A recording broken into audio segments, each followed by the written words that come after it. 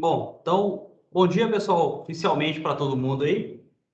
A partir desse momento, a gente começou a gravar a nossa live, né?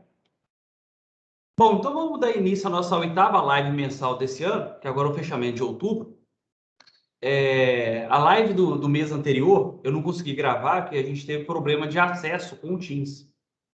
Eu fiquei até de fazer uma gravação dessa sétima live nossa, mas quando eu reparei que essa live de hoje praticamente é a mesma live do mês anterior, só que atualizada, eu desisti de gravar.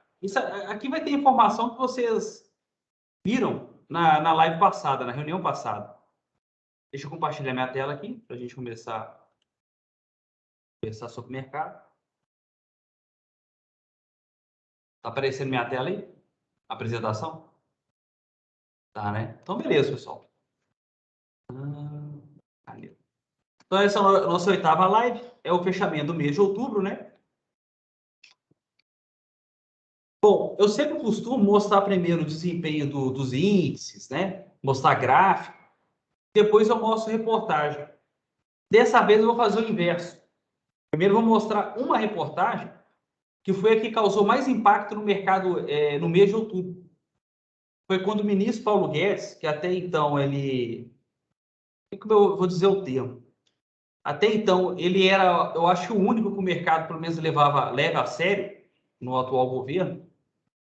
E após uma fala dele de que o governo, ano que vem, vai furar o teto de gasto para poder bancar o auxílio emergencial, o Auxílio Brasil, aí a coisa degringolou, aí o mercado desabou. Nós já estamos vindo de 3 meses de rentabilidade negativa. Então, a tendência era outubro, que seria o quarto mês, ele iniciar a recuperação. Só que depois dessa fala dele, que era a única pessoa que defendia a manutenção do teto de gasto, agora uma pessoa que fala que está pedindo licença em pelo menos 30 bilhões de reais para furar o teto, aí o mercado, eu acho que perdeu metade da credibilidade que eles ainda guardam do Paulo Guedes. Ao efeito que essa fala dele deu nos índices do mês de outubro. Então, isso aqui é o desempenho acumulado da renda fixa em 2021. Esse pedacinho aqui é o que eu separei do mês de outubro. Então, como eu falei para vocês, como a gente está vindo desde aqui, ó, desde esse ponto, que é lá em julho, tendo com o mercado dando negativo, é muito difícil a gente ter 3 meses de rentabilidade negativa. Muito, o que dirá 4 meses seguidos. Então, o mês de outubro realmente era para ser o mês da recuperação. Ó. Observa como que os índices moderados, IDK2 e MAB5, estão reagindo para cima, tá vendo? Estão na diagonal para cima. IMAB, que é mais volátil, ele também está dando positivo, só que mais devagarinho. Só que quando você chega aqui na metade do mês, mais ou menos ali no dia 15, 20, foi quando teve a fala do ministro, vocês podem ver que a partir dessa fala dele, o mercado ficou com mais receio do futuro das contas públicas do país. Por isso que o mercado foi lá e desabou de novo. Então a gente pode falar que durante esses últimos 4 meses, de tudo que aconteceu, eu acho que a pior informação foi essa questão de não respeitar o teto de gasto. A queda que o IMAB teve, levando em consideração que o IMAB já está vindo negativo. Ele já está enfraquecido. Então a tendência é uma hora começar a ter recuperação, né? Deixa eu apagar aqui para facilitar a leitura. Por enquanto, o mês de novembro vai ser o mês da recuperação. Ó. Pode ver que a partir de novembro, IMAB5 mais indo para cima, IMAB indo para cima, os índices moderados, todos eles indo para cima no mês de novembro. Eu não vou cravar para vocês que em novembro nós vamos fechar com um mês bem positivo, porque vocês viram aqui, ó, que dependendo da fala que alguém do governo fizer, uma fala às vezes numa hora inoportuna, isso faça com que o mercado desabe. Mas a tendência era outubro ter iniciado a recuperação, ou pelo menos estancado aqui, ó, a queda. Era para ter sido. Outubro era para ter sido o mês que a gente iniciou a recuperação, né? Então, o impacto que a gente tem com o governo, né? Falando da questão de não respeitar o teto de gasto. Mas, como você fala, esquece essa questão de análise macroeconômica, projeção. Independente disso, você vai montar sua carteira de investimento, concentra em DK2 e MAB5. Concentra seus ativos nesses índices, porque são índices que rendem mais do que o índice conservador. Então, isso aqui ajuda a bater meta atuarial. A hora que o mercado desaba, igual nós estamos vendo esse ano, no ano passado, esses índices devolvem pouca coisa. É tanto que são os únicos que estão com a menor rentabilidade na renda fixa. Até o IRFM1, que é conservador, o mês passado, ele fechou com ganho de 1,88. 1,88. O IRFM1 devolveu ganho pra caramba em outubro e novembro. Tá rendendo 1,46. Outra coisa, que eu sempre falo de aproveitar a oportunidade. Eu aproveitei esse período de rentabilidade negativa e começamos a aconselhar vocês a aplicarem renda variável, outros índices, né, que oscilam bastante. Aproveitar que eles estão baratos. A hora de aplicar neles é essa hora mesmo, pessoal, a hora que está negativo, porque ele está mais barato, o valor da cota dele está mais em conta. Observa o IMAB 5+, que é o nosso índice mais arrojado. Ele chegou no mês de março, aqui, ó, a estar rendendo 6% negativo. Foi a época que a gente teve o segundo caso de pico de Covid, que foi bem pior do que 2020, né? Então o mercado ficou com receio e o índice caiu. Beleza, começou a recuperar. Segundo semestre, as perspectivas para a economia brasileira começaram a ter o revés. Aí o IMAB 5+, chegou a dar negativo no mês de agosto e já está rendendo menos 8%. Isso aqui não deixa de ser um ponto de oportunidade. Isso não deixa de ser um ponto de oportunidade. Por quê? Se ele está menos 8, a tendência uma hora é ele tentar recuperar pelo menos a perda dos 8% negativo e tentar bater aqui o ponto zero. Então, o cara que aplica aqui no menos 8, pô, esse cara está aproveitando que é a hora que esse fundo reagir para pelo menos ficar no 0 a 0, ele está ganhando 8%. Tá, mas se eu entrasse aqui, ia tomar ferro. Sim, você ia tomar ferro. Estou vendo que ia. Porque o IMAB5 reagiu, mesmo assim ele foi e caiu. E atingiu menos 10%. Aliás, menos 12%. Ficou mais barato ainda. Pode ser que ele caia mais um pouquinho? Pode ser. Mas a tendência é ele ir para cima, ele tentar recuperar. É tanto que em novembro ele já recuperou boa parte dessa queda, está menos 7,86. A gente não tem que aplicar nesses índices a hora que ele está lá positivo, rachando da dinheiro. Porque a hora que ele está lá no topo, a tendência agora é ele inverter. Ele passa a dar negativo. E a hora que ele está aqui no piso, que está negativo, a tendência é ele inverter. Ele passar a dar positivo. Beleza, vamos analisar os índices de renda variável. Qual foi o comportamento deles até o novembro aí, né? Então, eu mantive aqui somente o IRFM1 e o IMAB 5+, que é meu índice mais conservador da renda fixa, e o IMAB 5+, é meu índice mais arrojado da renda fixa. Então, o IMAB 5+, está rendendo menos 7,86 e o IRFM1, 1,46. Bom, a Bolsa de Valores, ela estava numa perspectiva de crescimento muito grande de abril até chegar ali junho, julho, que aí a coisa reverteu e começou a dar negativo. Quem não aplicou durante esse período, e agora que a Bolsa está menos 11,46, é o momento de aplicar. Você está comprando o produto mais barato do que ele estava aqui nesse período. É a lógica. Finge que isso aqui é uma maçã. E você vai comprar para revender. Você vai comprar para revender quando ela está R$10 ou quando ela está custando aqui R$1? Você vai priorizar comprar ela quando ela está barata, já que sua ideia é revender e ganhar dinheiro com isso. Então, quanto mais barato você comprar, maior é a chance de você ter um lucro na hora da revenda. Agora, se você compra R$10, só tem uma forma de ter lucro. Se você vender a 11, 12. Só que vai ser difícil achar as pessoas que vão topar querer pagar caro. Por isso que a hora de aplicar em renda, aplicar em ativo, é a hora que eles estão aqui embaixo, não positivo. que é a incógnita hoje dos investimentos do exterior, que é o BDR. Hoje eles estão com 30% de ganho positivo. Observa que eles deram positivo até aqui em abril, chegaram a render 22% aqui, ó. Devolveu o ganho. Aqui não é hora de entrar. Aqui não é hora de entrar. Economia é um ciclo.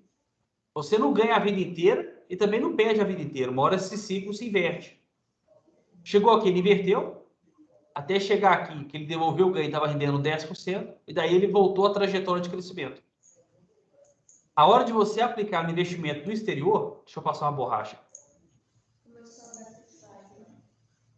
Se fosse aplicar nele, a hora de aplicar é nesse momento aqui, é esse momento que está caindo, esse início de subida, e jamais quando ele está aqui em cima. Que a tendência é ele reverter, igual eu falei para vocês, o ciclo, em uma hora da negativo. Como a bolsa reverteu, ela já está aí 4 meses negativo. Por isso que agora é uma hora boa de entrar em renda variável. Porque nós estamos entrando mais embaixo, mais barato. Aí, ó, um exemplo mais didático. A gente ficou durante essas últimas lives discutindo se era para aplicar na Vale ou não. Porque a Vale não parava de bater recorde de lucro. E a Vale chegou no mês de julho, aqui, ó, rendendo 44%. No mês de julho. De julho até agora, dia 8 de novembro, mais morto do ano. A Vale só despencou. E agora está menos 18%. No Brasil, é? É, aqui está no Brasil. Pessoal, alguém tá com o microfone solto aí? Dá desligar ele. Então, vamos fazer uma conta aqui, ó. Como é que o investidor ele fica tentado a investir a hora que ele está vendo positivo. Porque na cabeça dele é o seguinte, pô, tá todo mundo ganhando e eu não vou ganhar? Só que esse todo mundo que você está vendo aqui, ó, que está ganhando, esse todo mundo entrou aqui, ó. Por isso que está ganhando.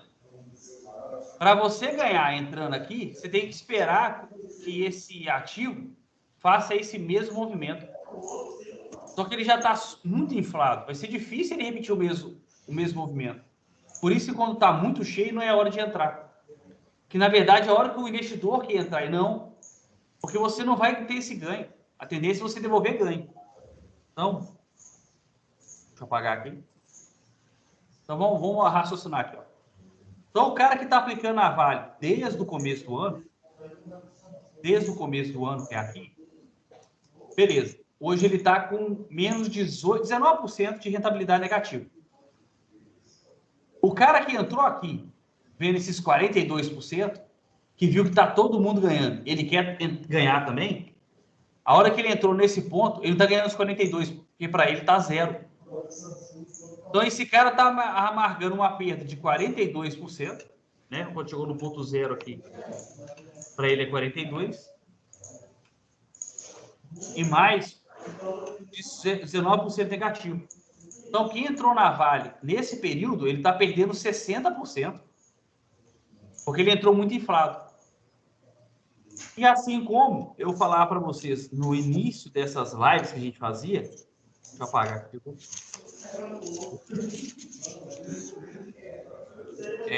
Que era, o ideal era a gente estar aplicando a Petrobras, porque a Petrobras estava muito desvalorizada, estava muito barata, ela estava muito abaixo até mesmo do Ibovespa.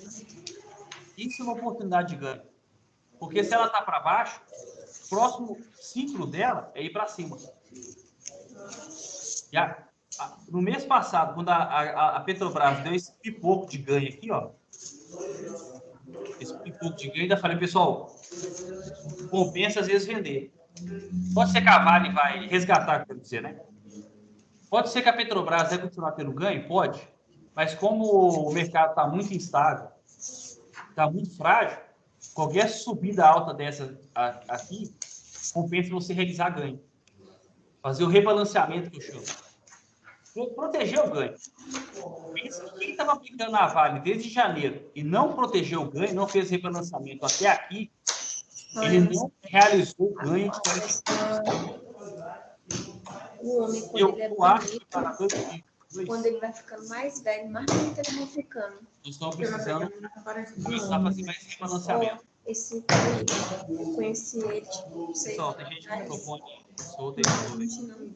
O rosto dele não tem um corpo feminino, mas o rosto dele, assim, a vista de muito homem. E ele parece que vai ficar mais bonito. O Ideobrando parece estar mais velho, mas. Entendeu? Fica com cara de menino, né? Legal o telefone. Fica mais assim.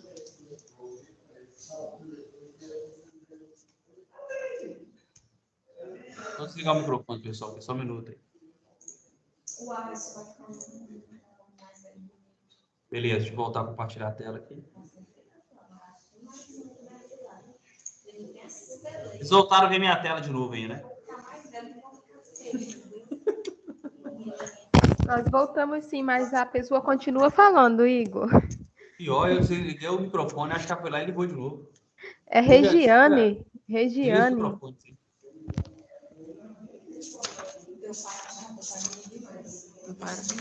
Meu pai era mais novo. Transmitindo? Não, desligar o microfone do pessoal aí.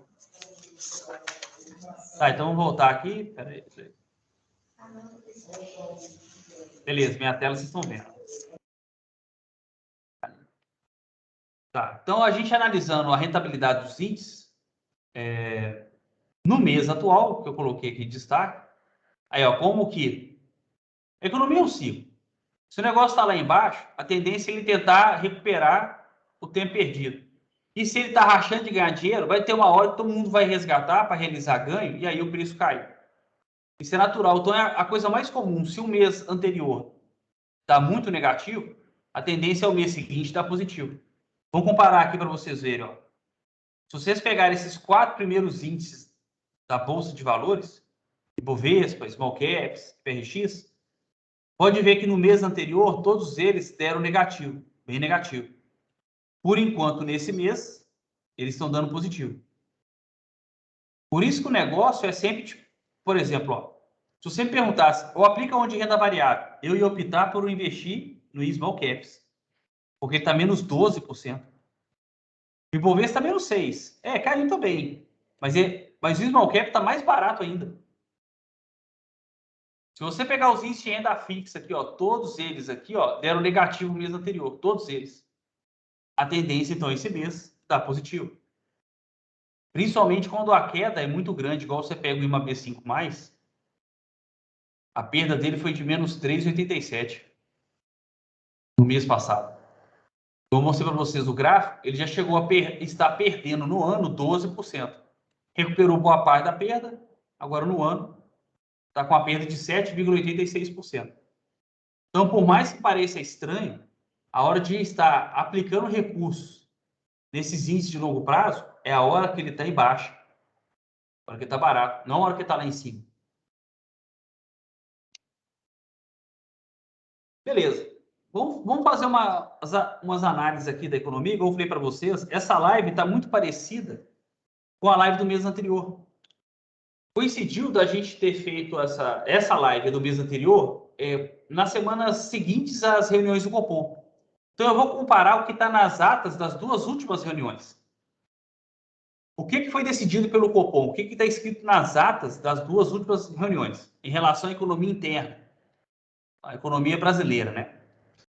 Com relação ao risco fiscal e de energia elétrica, a ata do Copom continua repetindo o mesmo assunto. Copom, deixa eu mudar aqui. O Copom continuou colocando a questão da hipótese da crise hídrica continuar. E aí ele estabelece que a gente deve ter um custo de energia elétrica mais caro em 2021, 2022 e 2023.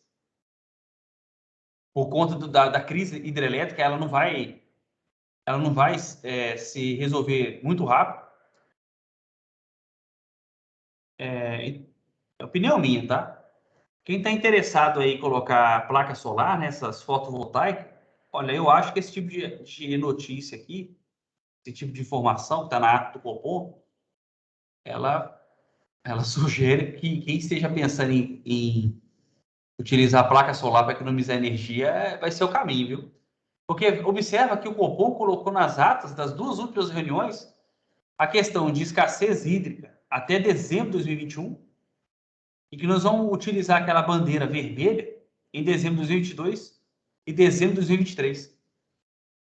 Então, quer dizer, nós vamos continuar pagando um pouco mais caro na energia elétrica por conta dessas bandeiras tarifárias, né?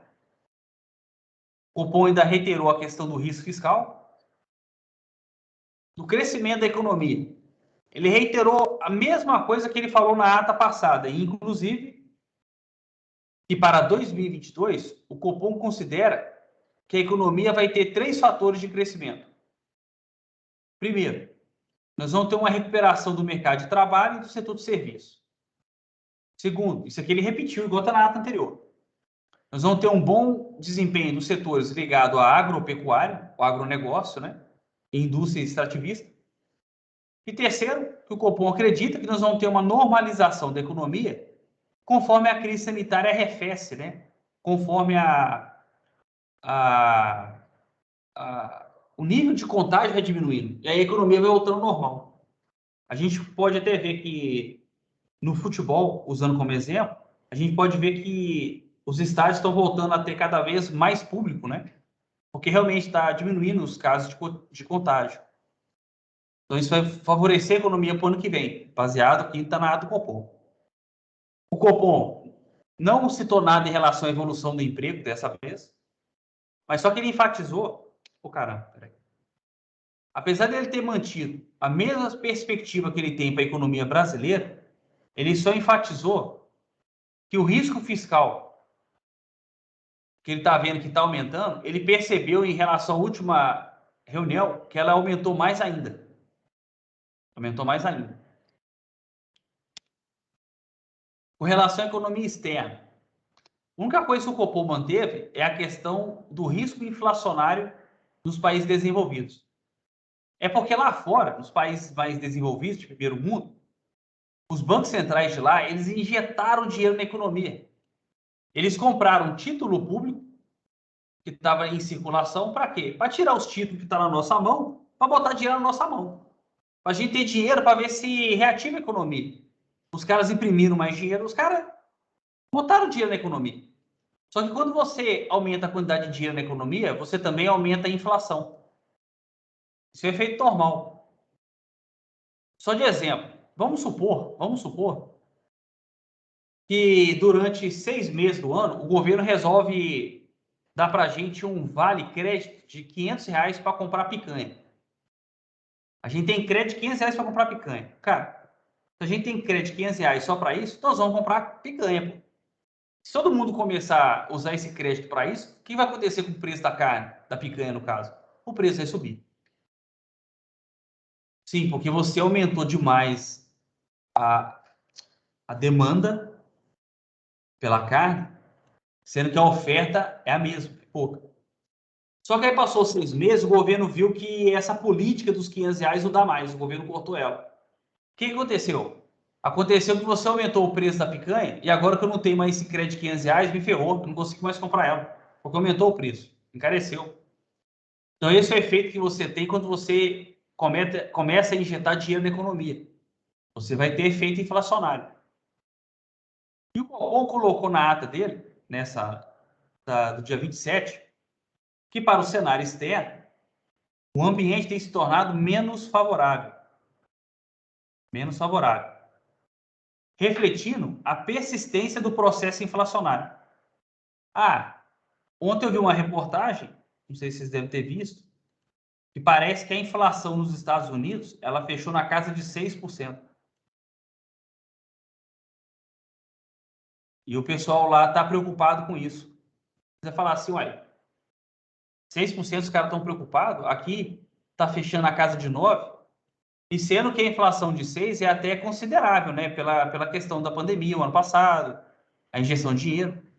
Só que os Estados Unidos não vê inflação no ano de 6% nos últimos 30 anos.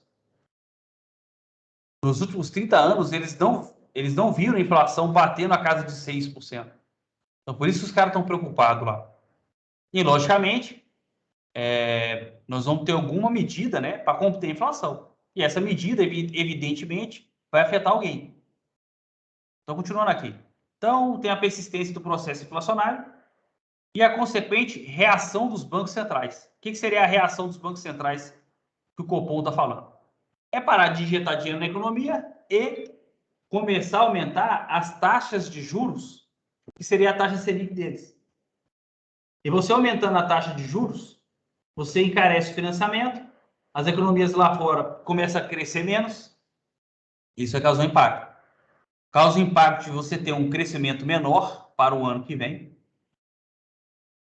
Tá, então, para o próximo ano, deve ser caracterizado por menor crescimento das economias mundiais, né, as principais, com a reversão dos impulsos fiscais, que é essa injeção de dinheiro, e avanço nos processos de normalização da política monetária, que é o que? Elevar a taxa de juros deles, a Selic deles. Para as economias emergentes, essa combinação implica um cenário mais desafiador.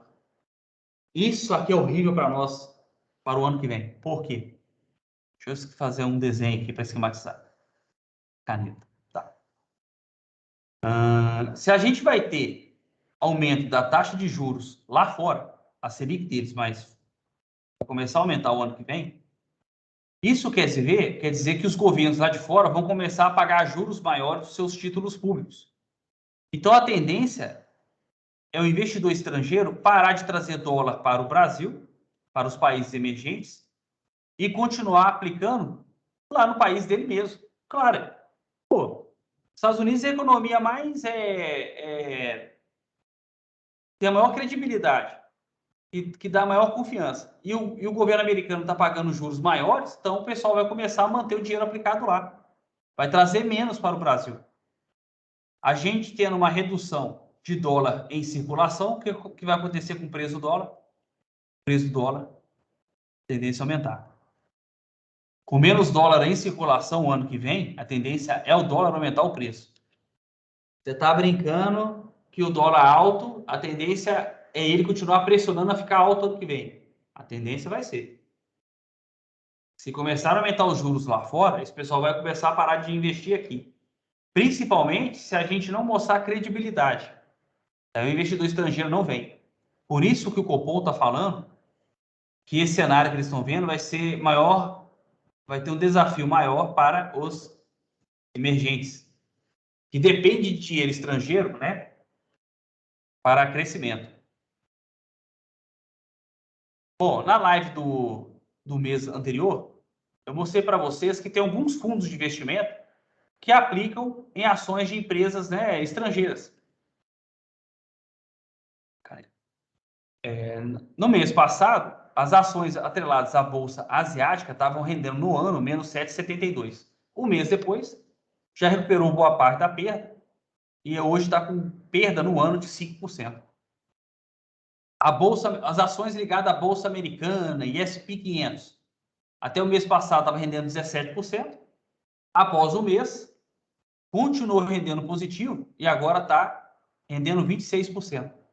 Esse salto enorme que a gente teve aqui também foi ocasionado por conta da alta do dólar. Depois da fala do Paulo Guedes, né? Aquela fala do Paulo Guedes trouxe arrepio para o mercado financeiro, aí o dólar sobe. Como esses investimentos são atrelados ao dólar, ele acaba sofrendo influência. Deixa eu apagar aqui a borracha.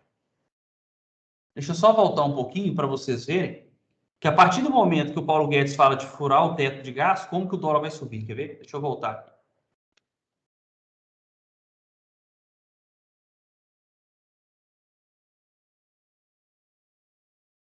Paulo Guedes começou a falar dessa questão de furar o teto, mais ou menos aqui, ó. Pode ver que aqui o IMAB 5+ está desabando e a bolsa também está desabando. Nesse mesmo período, como é que o dólar subiu? Ele subindo, automaticamente ele também causa reflexo aqui nesses investimentos no exterior. PDR, S&P 500.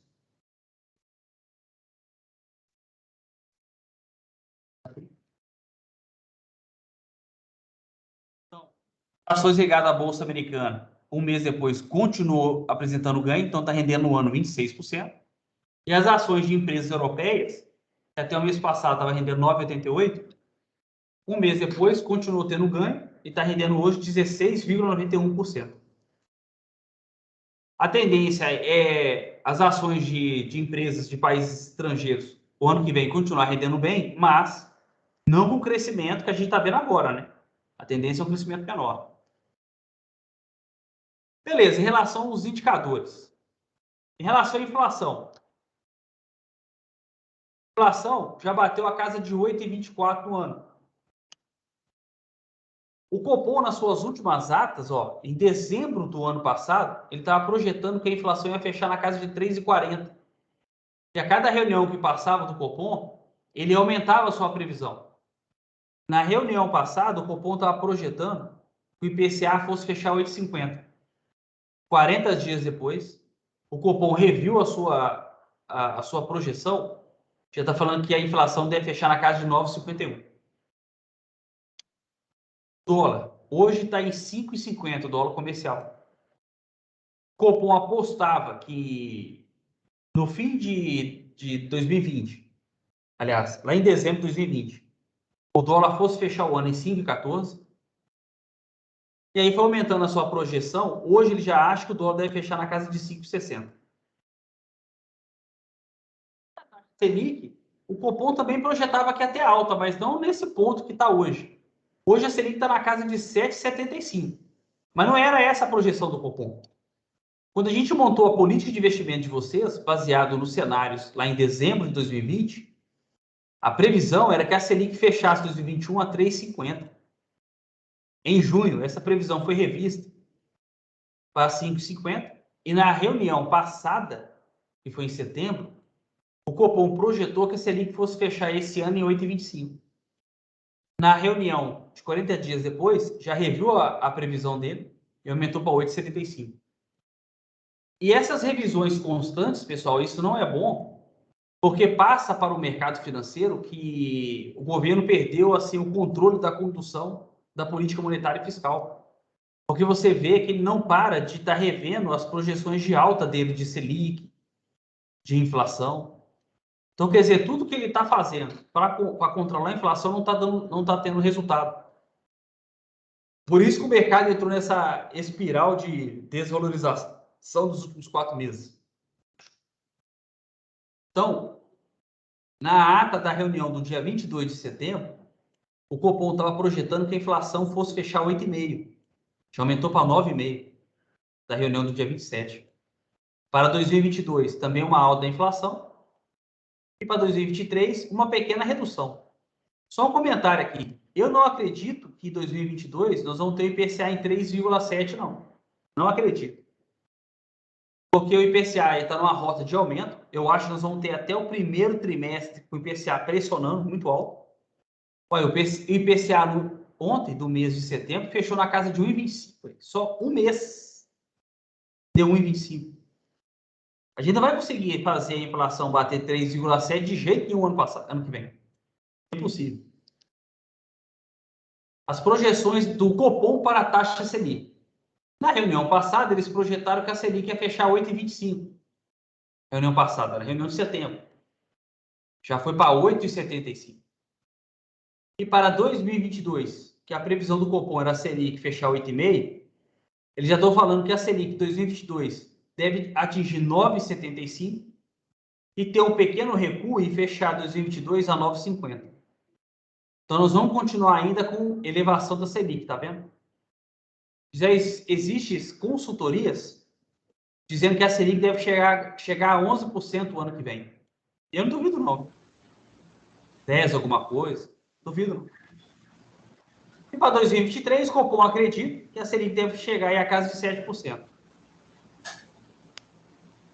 Vamos comparar as considerações finais das duas últimas atas.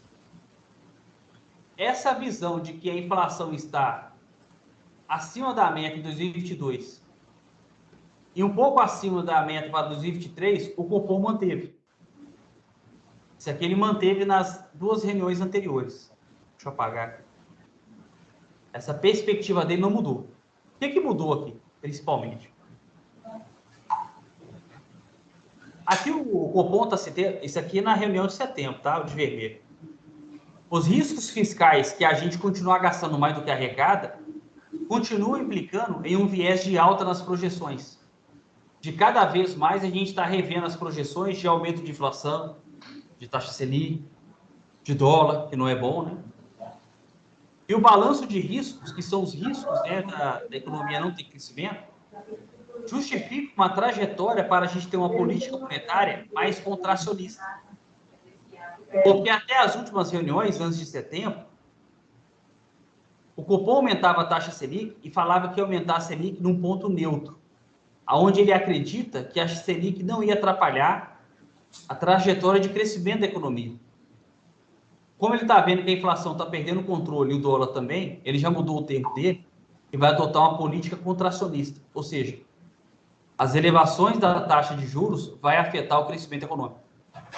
Ele sabe que o que ele for fazer agora vai começar a afetar a geração de emprego e a geração da atividade econômica. Em setembro, o Copom avaliou o custo-benefício de acelerar o ritmo de elevação de juros. Tomate, bom dia. Em setembro. Pois não? Sim, eu tenho tomate. Então, o Copom decidiu, por unanimidade, em setembro, aumentar a Selic em 1%. E aí a Selic foi para 6,25%. Lá em setembro, a gente ainda tinha mais duas reuniões, que é a reunião de outubro e vai ter uma em 8 de dezembro. Na ata do Copom, de setembro, o Copom fala que ele antevê para as próximas reuniões um ajuste da mesma magnitude. Então, se ele continuasse a aumentar a Selic em 1%, igual ele fez, quer dizer que na reunião de outubro, a Selic iria para 7,25%, e em dezembro, que é a última do ano, a Selic iria para 8,25%, né? Beleza. O que é que está na ata do mês de outubro? O Copom colocou que os riscos fiscais e o balanço de risco são maiores do que o que ele considerou anteriormente, na ata passada. Sim, o dólar continuou pipocando, a inflação continuou pipocando e o mercado continuou apresentando desvalorização, principalmente depois da fala do ministro da Economia de furar o teto de gasto, que era o único que defendia o teto. Era o único. Então, o Copom colocou que isso justifica uma trajetória da política monetária ainda mais contracionista. Ou seja, da forma como tal, o Copom se vê obrigado a aumentar mais ainda a taxa Selic. Vocês viram que na reunião de setembro,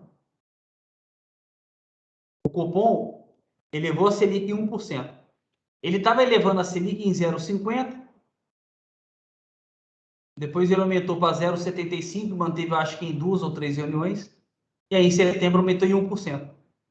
Só que para outubro, o Copom resolveu aumentar a Selic em 1,50%. Quer dizer, realmente ele acelerou a elevação da Selic. E não foi só aumentar para 1,50, não. O Copom deixou claro na sua ata que o Copom ainda avaliou cenários com elevação da Selic acima de 1,5%. Então, o Copom ele cogitou aumentar a Selic em 1,75%, 2%. Mas, por unanimidade, decidiram aumentar a Selic em 1,5%. E aí a Selic subiu para 7,75%. Se ele mantivesse o que ele tinha previsto aqui, ó, a Selic iria para 7,25%. Como ele se sentiu obrigado a aumentar a Selic acima da previsão da reunião anterior, a Selic foi para 7,75%. E o Copom fala que para a próxima reunião, o Copom antevê outro ajuste de mesma magnitude. Então, quer dizer, a próxima e última reunião, que é em 8 de dezembro, se ele continuar aumentando em 1,50, então a Selic fecha o ano em 9,25. Vai fechar em 9,25. Então, a previsão do Copom de fechar em 8,75, eu acho que ela nem está... já está furada. Na ata deles, eles colocam aqui, ó, a Selic vai fechar o ano em 8,75. Mas, se na próxima reunião ele manter a mesma magnitude de aumento, ela vai para 9,25. E já, igual eu falei para vocês, já tem consultoria que já está prevendo a Selic a 11%. Beleza. Quais são as opções de investimento que a gente tem no cenário igual a esse? Bom, como vocês estão pedindo demais para mim falar sobre fundos atrelados a agronegócio, e já é a segunda reunião seguida do Copom, que o Copom reitera que o agronegócio vai continuar puxando o PIB brasileiro para o ano que vem. Então é interessante a gente olhar com mais carinho fundos de ações atrelados ao agronegócio. Não vale, vou repetir aqui. Eu estou usando esse fundo do Banco do Brasil como exemplo, porque é o único fundo de agronegócio que eu conheço, desses bancos de primeira linha, oferecidos para a RPPS. A hora que a Caixa, o Itaú, o Bradesco, Santander criar um fundo de agronegócio, eu começo a comparar o desempenho dele aqui. Então, enquanto eu não tenho, eu estou comparando só o que eu tenho aqui. Aquela questão de oportunidade, ó, eu falei para vocês aqui. Vamos...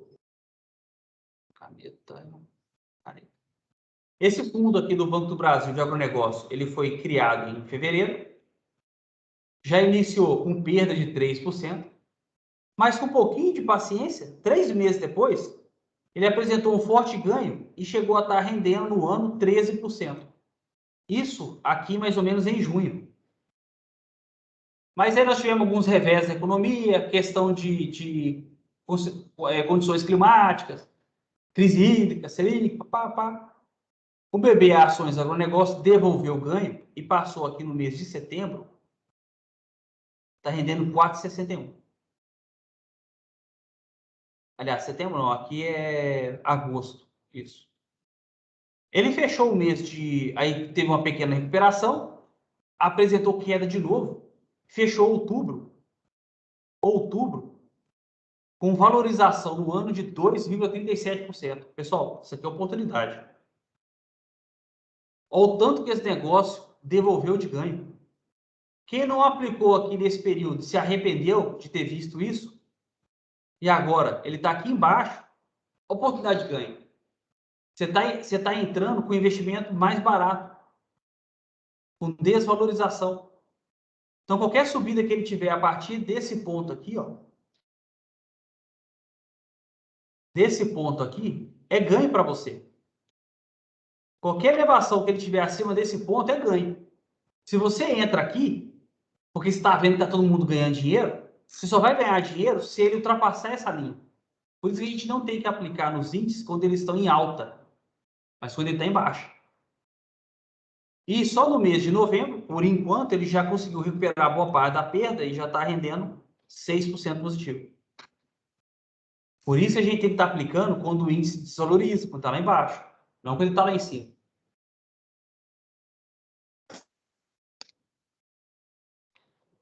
Eu vou explicar isso aqui de novo, eu expliquei na live anterior, a questão de exemplos de oportunidade. Isso aqui é uma reportagem que saiu no jornal Valor Econômico, que eles colocaram que os títulos do governo federal fecharam setembro e também outubro no vermelho, só que é um cenário que apresenta oportunidade. Sim, porque eles são mais baratos. Porque a ideia nossa é estar comprando e revendendo, para estar ganhando dinheiro com eles. Que a ideia é essa da gente estar investindo dinheiro. Então, se você quer investir, quer comprar para revender, o negócio é comprar quando está mais barato. Então, olha só, em 2013, o IMAB, 2013 foi um ano fatídico, que os IMABs fecharam o ano negativo. E provavelmente, em 2021, eles devem repetir o mesmo desempenho de 2013 e também fechar negativo. Mas não igual o desempenho de 2013, vai ser uma perda menor. Em 2013, os índices IMAs, eles desabaram e chegaram a fechar o ano com perda de 10%. Sim, o IMAB fechou 2013 rendendo menos 10%. Muitos regimes próprios, a carteira dele fechou o ano com a carteira rendendo menos 14, menos 7, menos 6. Foi um ano horrível esse 2013. Só que não deixa de ser uma oportunidade para o cara que está querendo aplicar recurso, que tem dinheiro para investir. Por quê? Se ele começar a aplicar com IMAB desvalorizado em 10%, se ele entrar nesse ponto, para ele, o que vale é o IMAB subia a partir desse ponto aqui, ó. Porque eu entrei a partir desse ponto. O que aconteceu no passado não faz diferença para mim. Para mim, ele render acima dessa linha pontilhada, que é a hora que eu entrei. Então, a minha chance aumenta muito mais de ter um ganho se eu entrar aqui do que se eu entrar aqui em cima. O que aconteceu em 2014? Tudo que sobe, uma hora desce. Tudo que desce, uma hora sobe também. Então, 2014, a gente tem uma reversão. Deixa eu mudar essa cor aqui. Nossa senhora. A gente tem uma reversão. O IMAB, ele chegou, olha lá, ele chegou, o cara que entrou aqui nesse ponto, eu falei, tá menos 10. Chegou lá em fevereiro, ele teve que ficar indignado, porque o IMAB continuou caindo mais, então ele perdeu 2% no caso. Mas com um pouquinho de paciência, o IMAB somente no ano, ele rendeu 4%. Aliás, perdão, peraí. Tá errado, não é isso aqui não. Deixa eu escrever aqui para a gente não se perder. O cara que entrou em 2013 e não resgatou para não realizar prejuízo e aguardou até 2014, ele conseguiu amenizar a perda de 10% e teve um ganho de 4%. Isso é o cara que entrou em 2013 e esperou 2014. Já o cara que entrou aqui com a perda de 10%, perdeu 2%, recuperou essa perda rapidinho e no final de 2014, esse cara estava com um ganho de 14%. O cara que entrou aqui, ó. A pessoa que entrou aqui aproveitou a oportunidade e ganhou 14%. Quem já estava desde 2013 só recuperou o prejuízo e teve um pequeno ganho. Mas quem aproveitou a oportunidade da perda dos outros e passou a investir no índice que está negativo, ganhou 14% do seu 2014. O que é o comum do investidor fazer? A hora que ele vê essa queda, ele tem medo. E aí não entra. A hora que ele vê que está aqui em cima, está todo mundo ganhando, a hora que ele quer entrar. Não. Quem está ganhando isso aqui é o cara que está desde aqui, ó. Você que entrou aqui em cima, o seu ponto passa a valer aqui em cima. Por isso que, por mais que pareça estranho, essas crises que tem, a melhor coisa que tem é a gente estar investindo no dinheiro, principalmente o regime próprio, que não vai utilizar os recursos aí nos próximos 10, 5 anos. Por que a gente teve essa redução em 2013 e essa valorização em 2014? Olha o futuro repetindo o passado aqui, ó. Em 2013, a previsão... Em 2013, a Selic começou em 7,25. A previsão era a Selic fechar o ano em 7,25. Só que aí, 2013 foi o ano que teve as manifestações de greve contra o governo federal, as manifestações contra a Dilma, o povo indo para as ruas e tacando fogo em concessionária, né? Manifestações contra a Copa. Então, o governo foi colocado em xeque. O mercado internacional começou a duvidar da capacidade do governo de pagar as suas dívidas e aí a Selic aumentou para 10%. Sempre que a Selic sobe, os fundos IMAB caem. Sempre. E o que aconteceu em 2014? Foi o ano seguinte. 2014, o ano seguinte, a Selic estava em 10% e fechou o ano em 11,75%. Quer dizer, ela aumentou só 1,75%. 1,75 é muito pouco, isso aqui não influencia muito a economia, não. Por mais que quando a Selic sobe, os IMAs caem, mas 1,75 é pouca coisa, então não influencia muito. E, além do mais, o IMAB já vinha com uma perda de 10% no ano anterior. A tendência era de ganho em 2014. E o mais interessante, o que a gente teve em 2014? A gente teve uma eleição polarizada, que está se repetindo para 2018, 2022, que é o ano seguinte aqui, né? Se a gente for fazer um paradoxo, 2021 está aqui. 2022 está aqui. Ó. Olha como é que o futuro está repetindo o passado. E para 2022, a tendência é a mesma coisa. Outra eleição polarizada e com o Selic aumentando pouca coisa. E aumentando depois de um desastre que teve no ano anterior, né? Então, a tendência no ano que vem é IMAB recuperar, IRFM recuperar, a Bolsa recuperar. principalmente o cara que abrir a cabeça, é difícil a gente acertar, pessoal, o ponto do piso aqui, ó. Mas, tipo assim, pô, se você entrou aqui, fez bem. Se você entrou aqui, fez bem também. Até aqui você fez bem. Você entrou com um índice mais barato.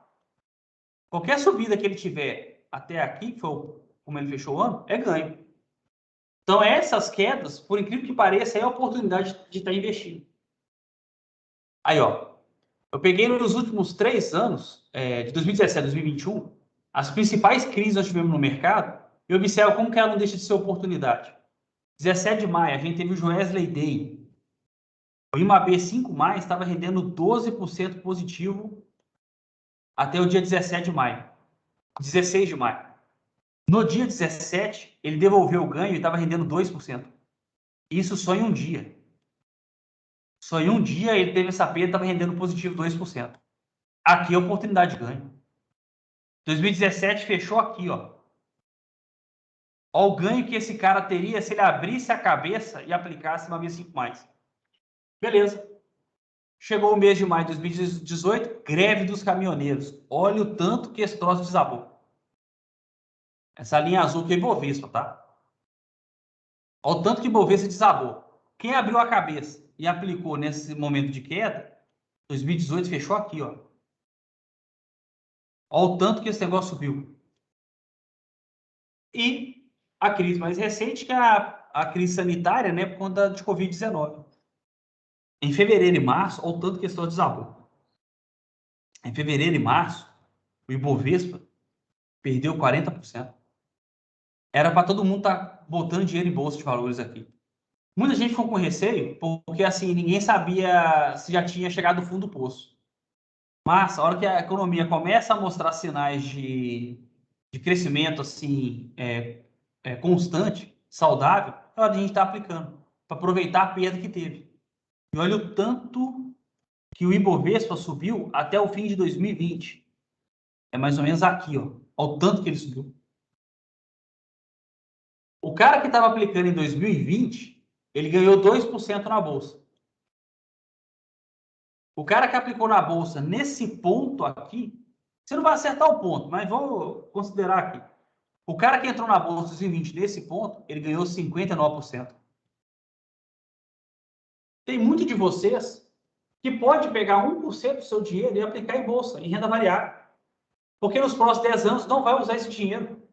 Então, alguém tiver esses momentos de queda, aqui, ó, esse ano aqui, ó, 4 meses seguidos de queda, a tendência vai ser, pode ser que leve 4, 5, 6 meses ou um ano, pode ser que vai levar tempo, mas a tendência vai ser ele recuperar esse ponto aqui, ó, e passar a ter ganho. Quem que a gente não recomenda aplicar em renda variável? É aquele regime próprio, que no ano que vem ele deve consumir todos os recursos que ele tem, ou se o prefeito fizer o repasse, ele rapa todo o dinheiro que ele tem em caixa. Então, esse é um cara que não tem tempo para aproveitar essas perdas que eu estou mostrando para vocês aqui, ó, para a gente poder recuperar. Pô, cara, ficou ruim esse azul aqui. Deixa eu mudar a cor aqui.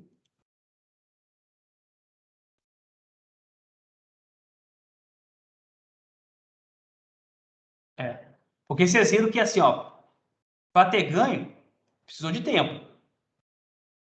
Tem que ter tempo, tem que ter paciência para ter um ganho para conter essas quedas aqui, né? Se você tiver tempo, então ótimo. Se você não tiver tempo, então não inventa risco. Ó, e para vocês verem como que o cenário ele mudou assim, de uma forma muito drástica e acabou que toda a perspectiva que a gente tinha acabou afetando o desempenho das carteiras de todo mundo. No começo do ano, quando o Ibovespa estava em 119 mil pontos, o Banco Itaú BBA, ele projetava que a Selic, o Ibovespa, ia ter uma pequena perda em 2021 e ia fechar em 118 mil pontos. Beleza. Aí o Ibovespa teve essa trajetória aqui que nós estamos vendo. Teve essa trajetória até chegar nesse ponto aqui, ó. Espera aí, deixa eu colorir para ficar melhor para vocês entenderem o que eu quero explicar. Eu quero mostrar que é assim, ó. Não é que o Itaú estava errado nas suas projeções, não. Os indicadores econômicos estavam indicando realmente crescimento robusto, economia brasileira ia rachar de ganhar dinheiro, bolsa pipocando. Só que a canoa virou. Então tá. Depois dessa projeção de ganho do Banco Itaú, o Ibovespa teve esse desempenho para baixo. E quando chegou aqui, o Ibovespa estava com menos 110 pontos, ou seja, menos pontos do que na previsão anterior. O Banco Itaú reviu sua projeção de fechamento do Ibovespa e passou a acreditar que o Ibovespa ia fechar 135 mil pontos. Muito acima da previsão do início do ano. Então, perspectiva de crescimento. Ótimo. E realmente, o Ibovespa só foi crescimento. O segundo trimestre foi uma maravilha. PIB revisto para cima. Aumento da taxa de emprego. Fala do boi. Até chegar nesse ponto, olha que coincidência. Até chegar nesse ponto aqui, ó. O cume, o Ibovespa chegou esse ano, que foi 126 mil pontos no dia 15 de junho. O Banco Itaú soltou outra projeção e já estava revendo que a Selic ia ter o crescimento de alta e ia fechar o ano em 152 mil pontos. E aí a gente começou a orientar, todo mundo começar a aplicar em renda variável, aplicar um pouquinho mais, desde aqui, né? Desde aqui a gente estava orientando, aplicar em renda variável. Olha que interessante. A partir desse ponto, que foi o cume, que aí até o Itaú projetou que a gente ia ter um crescimento muito maior do Ibovespa, a partir desse momento, a bolsa só caiu, cara. Só foi pro chão. Foi só pessimismo, só notícia ruim. Só notícia ruim. Até chegar nesse ponto aqui, o Itaú foi lá e reviu a projeção dele. Quando o Ibovespa atingiu 110 mil pontos, quer dizer, devolveu esse ganho aqui, o Itaú BBA reviu sua projeção e já está estimando a Selic fechar em 120 mil pontos. Isso aqui é mais para mostrar para vocês que a desvalorização que todo mundo está vendo nas suas carteiras é ocasionada pela bagunça que teve o mercado. Não é falha de carteira, de estratégia, não. Pensa que a previsão era o Ibovespa fechar em 118 mil pontos. O Banco Itaú, que é uma instituição financeira que faz parte das 5 maiores... Não, deixa eu explicar melhor. O Banco Central, ele emite um relatório chamado Boletim Focus, onde ele coloca a previsão dos indicadores econômicos das principais consultorias e instituições financeiras do mercado. E ele separa um top 5, que são as 5 maiores. O Itaú faz parte desse top 5, que são as instituições que mais acertam em suas previsões. Então, o Itaú BBA previu o Ibovespa fechando em 118 mil pontos. Em junho, reviu para 152 mil. E 3 meses depois, já estava baixando a bola e colocando a previsão 120 mil pontos. Olha que loucura que foi isso aqui. Que loucura que foi isso aqui. E aí, depois dessa previsão deles, o Ibovespa deu uma subidinha, voltou a cair de novo. Estou com medo da próxima previsão deles ser abaixo ainda aí, viu? E para fechar, pessoal, ó, a gente só tem noção como é que está a nossa performance, nosso desempenho, se a gente fizer um benchmark, comparar o outro. Se você for um corredor de elite, né, corrida de 100 metros, você só sabe se está correndo bem ou não se você comparar o desempenho dos outros atletas. Então, para a gente ter noção se a nossa gestão tá falha, tá muito ruim, vamos comparar o desempenho de outras carteiras. A carteira do Jornal Valor Econômico. Como eu falo para vocês, o Jornal Valor Econômico, ele monta uma carteira hipotética colocando 10 ações conforme a recomendação das 10 maiores consultorias de investimento do país. E baseado na recomendação dessas 10 maiores, e baseado nas 10 ações que o Valor Econômico montou na sua carteira, no mês de outubro, a carteira do Valor Econômico rendeu menos 6,99. No mês de setembro, essa carteira chegou a estar rendendo menos 3,32. Outubro, a situação ficou pior. E aí caiu para quase 7%. Vocês devem receber, todo mês, uma sugestão da Caixa Econômica Federal de montar uma carteira. E o legal é que a Caixa mostra o desempenho dessa sugestão deles. Conforme a Caixa, até o mês de outubro aqui, ó, quem seguiu a sugestão de carteira deles, hoje a carteira no acumulado do ano está rendendo menos 1,59. Então, até a sugestão da Caixa está dando um retorno negativo até o mês de outubro. E aquela carteira de investimentos que eu tenho da minha família, que eu mostro para vocês, né? Pela primeira vez, ela está dando negativo no ano. Já está menos 0,72. No mês passado estava até fechando positivo, agora já está negativo. A desculpa que eu uso para acalmar o povo é falar o seguinte: calma, esquenta a cabeça, não. Pensa que desde quando começou o Cofran, essa carteira nossa, nós estamos ganhando muito mais do que se estivesse aplicando na poupança, na inflação e até na própria bolsa. Sim, se você analisar esse ano, aplicar o Cofran é fria. Mas o cara que está aplicando em 2010, ele está rindo à toa. E quando eu falo para vocês aplicar em investimentos de longo prazo, renda variável, IMAB que oscila, e ele está negativo, é que eu estou visualizando isso aqui, ó. No longo prazo, nós vamos ganhar dinheiro com eles. E, ó, eu vi uma reportagem agora de manhã, falando dos fundos de pensão aí do Brasil. A Petros é da Petrobras e a Funcef é da Caixa. Reportagem de agosto, e fala que eles vão apostar mais em ações no ano que vem, em fundos imobiliários, tá? Para bater meta, né? E como que está a carteira deles esse ano? Bom, até abril, a carteira dos fundos de pensão, 71% atrelada em renda fixa, quase 21% em renda variável, quase 1% em investimento do exterior, que são os BDRs, né? Tá, isso é a composição da carteira. E o desempenho? Até o mês de junho, na média, os fundos de pensão estão tendo rentabilidade de 4% positivo, até junho. Esses 4% não bate a meta atuarial deles, que é 6,21. Ó, se até o mês de junho está rendendo 4%, certeza que até o mês de outubro eles estão com um ganho menor. Por quê? Ou até negativo. Porque a partir de junho o mercado começou a desabar. Então esse ganho que eles tiveram aqui até o mês de junho, vou voltar aqui, ó, isso aqui já foi. Depois chegou julho, agosto, setembro e outubro, a gente teve desvalorização do mercado. Então a maioria deles deve estar com a carteira negativa também. E na média, se tiver positivo, deve ser 1 em alguma coisa. Então, para vocês verem como que a maré não está para peixe, né? Tá todo mundo aí com... A maré não tá para peixe, nem para o Santos, né? Que tá brigando para ser rebaixado aí. Fazer um trocadilho.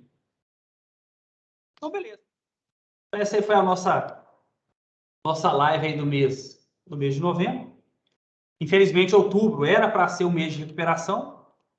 Até porque, deixa eu voltar um pouco. Como eu falei para vocês, nós já estamos acumulando 4 meses de perda. Aí, ó. Por isso que eu falei para vocês, os regimes, os fundos de pensão, até o mês de junho, até aqui, eles estão com ganho de 4%. Beleza. Só que como o mercado retraiu, daquele período até aqui, ó, bolsa pro chão e IMAB pro chão, certeza que os fundos de pensão não estão com rentabilidade positiva mais, não. Já estão todo mundo negativo.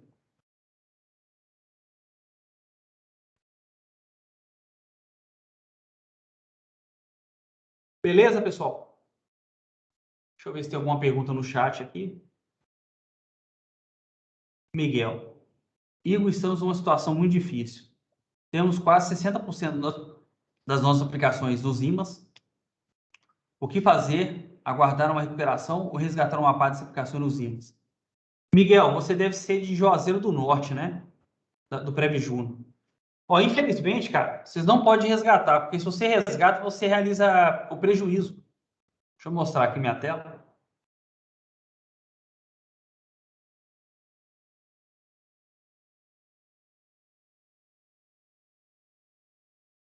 Ó, então até essa... Ah, vou conseguir fazer a linha aqui. Não, peraí. Deixa eu considerar um ponto zero aqui, peraí. Então, onde eu colori de amarelo, isso aqui é o ponto zero. Aqui é a hora que eu tenho certeza que se eu resgatar, eu não tenho perda. É que contabilmente falando, o que vocês estão tendo na carteira é uma desvalorização, não é perda em si. Por quê? Porque o valor da cota das aplicações aí de vocês, ela oscila, ela altera. Então, por conta disso que você registra como desvalorização. Você só vai registrar perda mesmo, prejuízo, a hora que você resgata. Então, por isso, se você resgatar com ele negativo, aí sim, você confirma o prejuízo. Porque é certo que você não vai recuperar. Ó, vamos pensar o IMAB 5+. Você aplicou no IMAB 5+ aqui, chegou aqui, estava -4, não vou mexer, para não realizar prejuízo. Chegou aqui, ele estava -5, aí você ficou naquela, pô, devia ter resgatado, tá vendo? Ele estava -4, chegou -5. Só que não resgatou. Chegou aqui, ele está -6. Chegou aqui, ele está -8. Chegou aqui, está -12. Aí o que você pensa? Aí, tá vendo? Se eu tivesse resgatado aqui, eu não ia estar absorvendo esse -12%. Só que na prática, deixa eu apagar aqui. Só que na prática, tanto o -4 quanto o -12, ele tem o mesmo efeito de desvalorização. Você não está tendo perda, você momentaneamente está com suas aplicações desvalorizadas em 12%. Se você vender as cotas, aí sim você vai ter perda. Então não está tendo perda. Agora, se você saísse aqui com -4 e um outro RPPS manteve a aplicação aqui e teoricamente está marcando um aperto de 12%, esse cara não está perdendo 12%. Ele está com desvalorização. Você que resgatou, sim, você perdeu 4%. Não tem como recuperar mais. Você saiu do jogo, você saiu da mesa. E observa que esse cara que não resgatou aqui quando chegou a 12%, foi questão de 2 semanas. Já diminuiu a desvalorização, 7%. E às vezes, até o final do ano, ele pode chegar a estar com -3%, -2%. E aí, nesse caso, a gente vê que realmente foi melhor ter esperado do que ter feito isso aqui de sair. Então, por conta de questões contábeis, a gente não pode mexer nos índices com tom negativo, para você não realizar o prejuízo, não realizar a perda. O problema, Miguel, se você for de Juazeiro do Norte, né? Algumas carteiras a gente já pegou com ela meio desequilibrada, sabe? Ela priorizando demais alguns índices que a gente não costuma priorizar. Igual você falou, nós temos 60% em IMAB. Se você tiver... perdão, você falou 60% em IMA. IMA, você está englobando IMAB, IRFM, IMAB 5+, essas coisas, né? Se você estiver concentrando demais em DK2 e IMAB 5, ótimo, você fez o dever de casa, fez a lição. IRFM, IMAB, você não pode ter mais do que 20%, 15% da carteira nisso. Porque isso aqui, quando desaba, ele vai afetar demais a sua carteira. O que nós vamos fazer com vocês, com o tempo, é estar diminuindo essa participação em IMAB e IRFM, para ter pouquinho. IMAB 5+, por exemplo, que é o mais volátil, a gente nunca recomenda regime próprio aplicar mais do que 5%. Porque a hora que ele desaba, que é esse vermelhão aqui, ó, ele desaba com gosto. O cara que aplicou 5% nisso, ele teve uma perda. O cara que aplica 20% nisso, nossa, a perda é muito maior. Então, por mais que o índice está desvalorizado, não resgata. Porque senão, contabilmente, você vai realizar prejuízo.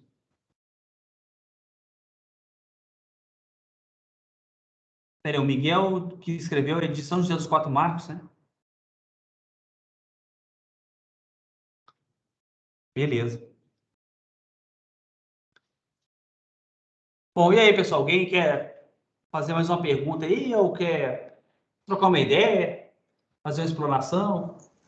Fala, filho. Xingar o Paulo Guedes? Vamos xingar o Paulo Guedes aí. Fala. Beleza? Bom dia. Beleza. Trazer um pouquinho que minha internet teve problemas aqui na Celc hoje. Deixa eu te falar, a gente tem conversado bastante sobre a questão dos títulos públicos, né? Direto, comprar títulos públicos diretos com as taxas que as taxas têm apresentado taxas muito boas aí com o IPCA, mas a inflação, né? A inflação mais uma taxa de juros aí acima de 5% que eles têm apresentado. Então, queria falar um pouco aí para o pessoal, né, sobre essa possibilidade, a nossa visão aí, que é esperar estabilizar um pouco a questão da Selic, para a gente estar fazendo essa sugestão. Sei que tem essa complicador, né, se comprar títulos públicos direto, né, você tem que abrir conta na corretora, tal, então é mais complexo, mas a gente tem visto também uma possível oportunidade, né? Sim, é o seguinte, é porque estão falando demais da questão de regime próprio, aproveitar que a taxa de juros subiu para comprar título público, para já garantir um juros fixo, né, e mais alto. Principalmente se o regime próprio conseguir comprar esse título público e provar que ele pode ficar com ele até o vencimento. Porque é bom que a gente vai registrar pelo valor da curva, não vai registrar pela marcação a mercado. Então, a gente não é obrigado a registrar a desvalorização que ele tem. Eu posso registrar ele pelo preço que eu comprei. Mas, para fazer isso, para registrar pelo preço que eu comprei, eu tenho que provar que eu posso esperar ele vencer.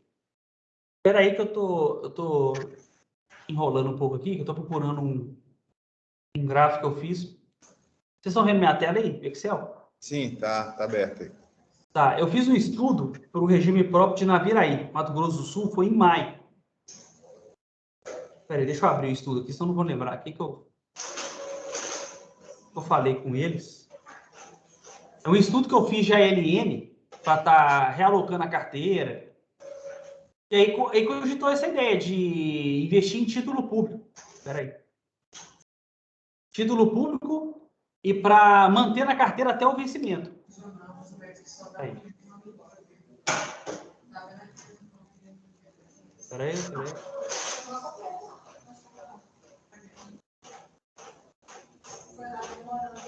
Aqui, ó. Deixa eu explicar rapidão o que é a ideia aí. Vocês vão escutar muito isso mesmo, viu? Comprar títulos públicos e marcar na curva, fechado. No caso de Naviraí, se não me engano, eles vão começar, pelo estudo atuarial deles, eles vão começar a consumir. Oh, caramba, peraí. Em cima. Não está preparado para mostrar isso aqui, não. Aqui, ó. Pelo estudo atuarial deles, em 2031, eles começam a consumir o que está poupando. Então, a primeira coisa que eu tenho que provar, quando eu quero comprar título público e eu não quero marcar ele a mercado, marcar pelo preço que eu comprei, quer dizer, eu vou registrar ele. Aí não vai oscilar, né? Eu tenho que provar que eu posso esperar ele vencer. Então tá. 2031 é o meu limite aqui. A gente fez um estudo para realocar a carteira deles. O que nós colocamos? Esse estudo aqui foi feito em maio. Não, foi esse maio. Foi maio desse ano. Vou ver aqui a data.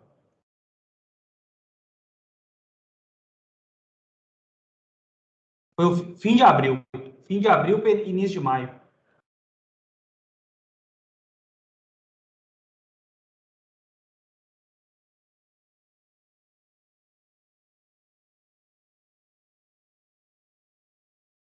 Aqui, ó. Então, colocamos essa hipótese aqui, ó. Lá em abril para maio, o governo estava emitindo título público para vencer em 2026, que estava prometendo pagar 3,40 mais o IPCA. Como o Naviraí Prévio vai começar a consumir o que está poupando em 2031, pô, dá para mim aplicar pelo menos uns 34% do meu dinheiro nesse título público, que vai garantir para mim 3,40 mais IPCA. E ter esse outro título público, que vai vencer em 2035, como o prazo dele é um pouquinho mais longo, os juros dele tem que ser maior, né? Senão não vai justificar você comprar um título com prazo maior. Como em 2031 é a hora que eu vou começar a consumir o que eu estou poupando, ele vence em 2035, nós colocamos um valor menor, 21%. Então, ele ia engessar a carteira dele em 56%, para tentar evitar de ficar marcando essas desvalorizações que tem na Bolsa. Hoje, a carteira deles está tendo esse desempenho, e se a gente montasse uma carteira com aquele título público, o desempenho delas ia ser isso aqui, ó. Aqui é retorno. Aqui embaixo é risco. Colocando o título público na carteira até vencer, eu vou estar tendo um retorno menor e um risco muito maior do que minha carteira hoje. Porque a minha carteira hoje está tendo um risco menor, mas com um ganho muito maior. Então, não compensava eu alterar a carteira deles e comprar título público. E, principalmente, que é o fechamento aqui, ó, que a gente citou, não comprar título público.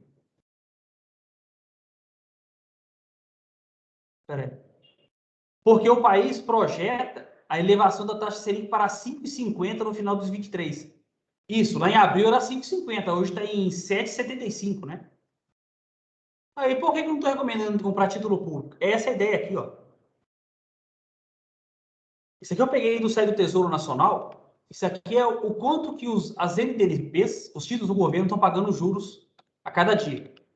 Sempre que o governo aumenta a taxa Selic, automaticamente ele tem que aumentar a taxa de juros dos títulos que ele vende, né? Senão ninguém vai comprar título do governo. Então, por que a gente falou para a Naviraí que não comprar título público ainda naquele período? O cenário era esse aqui, ó. O cara que comprou título público em as NTNBs de 2035, comprou aqui em janeiro, ele está conseguindo uma taxa de 3% mais IPCA. Como a Selic não parou de subir, e aí o governo tem que emitir título público, pagando juros compatíveis, né, com a Selic, quando chegou aqui, que a Selic já estava mais alta, começaram a render mais de 4%. E por que a gente recomendou na Viraí Prev não comprar título público? Porque a tendência era a Selic aumentar e a gente ia ter taxas de juros maiores no final de 2021. Hoje já tem título do governo que está pagando quase 6% mais IPCA. Então, se eles tivessem comprado 4%, ó o tanto que eles teriam deixado de ganhar. Espera aí, deixa eu fazer. Se eles estivessem entrando aqui, ó, nesse ponto,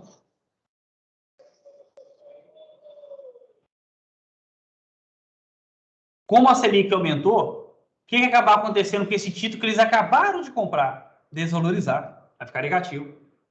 E quando a Selic não parar de subir, é besteira você pensar em comprar título público. Porque à medida que o governo for aumentar, deixa eu procurar aqui, juros direto. Deixa eu ver se eu acho aqui.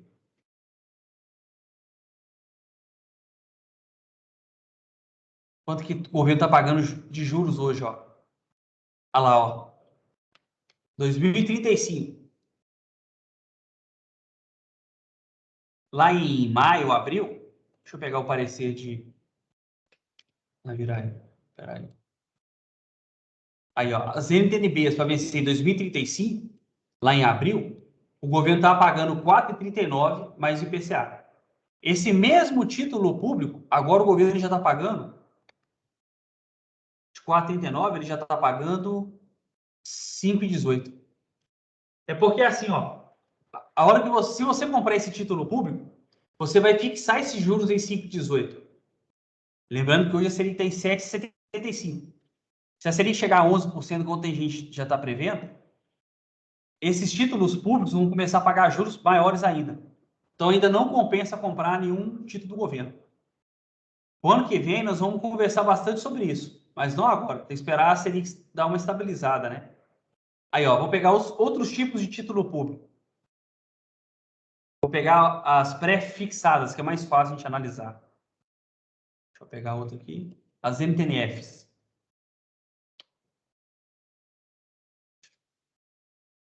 Aí, ó, a NTNF, deixa eu pegar uma. Deixa eu pegar de 2031. Vamos pegar essa aqui. Não, 2026, pô. 2026. Tá. Olha lá, ó. Quem comprou uma MTNE para vencer em 2026, tá errado aqui, viu? É 2026. Tá errado.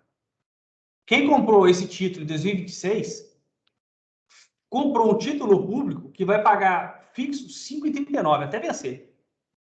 Nessa época, a Selic estava 2%. Então, quer dizer, analisando a Selic a 2%, quem comprou esse título comprou bem, né? Está pagando 5,39 fixo. Só que ele fez mal porque a Selic não parou de subir. Então, se a Selic não para de subir, como eu falei para vocês, o governo tem que começar o quê? Ó? A aumentar também a taxa de juros dos seus títulos públicos, senão ninguém compra.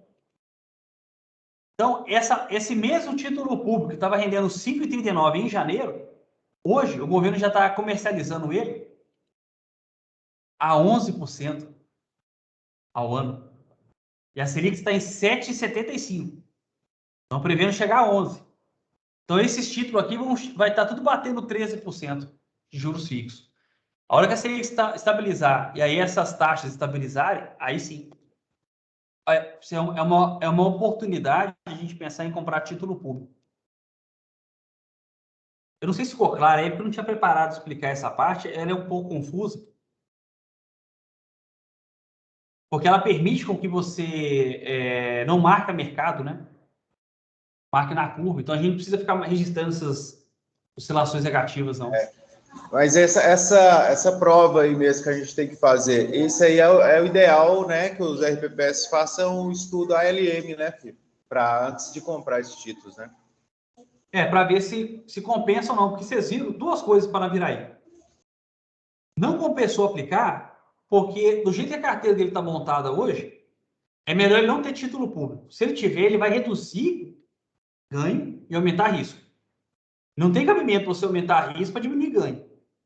O cara aumentar risco e aumentar o ganho, né? E o segundo ponto é porque a tendência era o governo começar a aumentar cada vez mais as taxas de juros dos títulos dele. Então é bobeira eu comprar agora sabendo que não vai parar de subir, né?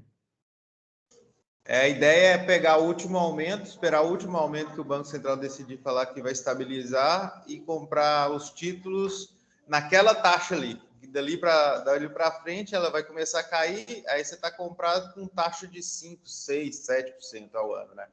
Isso. E a Selic vai vir para 7, 6, 5 de novo, assim, quando as coisas se estabilizarem.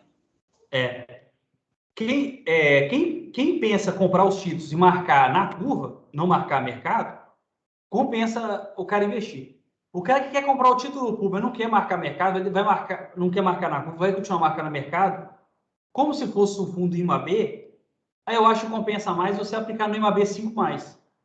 Mas vamos deixar para uma próxima live.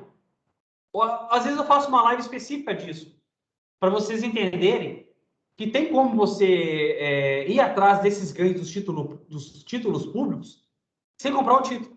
Você pode aplicar no fundo IMAB 5+. O único problema, entre aspas, é que você vai ter que ter uma gestão mais ativa. A hora que você vê que o IMAB 5+, achou de ter ganho, tira ele. Tira porque vai devolver ganho. Mas você deixa para uma live específica só para isso, a gente falar. Não, beleza, ótimo. Tem uma pergunta aí no chat. Leocádia, né? Leocádia de Cotriguaçu. Bom dia, Igor. Eu tenho dificuldade de entender o seguinte. Quando está rendendo negativo, sei que não posso resgatar para não ter prejuízo. Isso. Mas quando começa a valorizar, eu devo fazer o resgate? Como você sabe, não vamos utilizar nossos recursos nos próximos anos. Sim.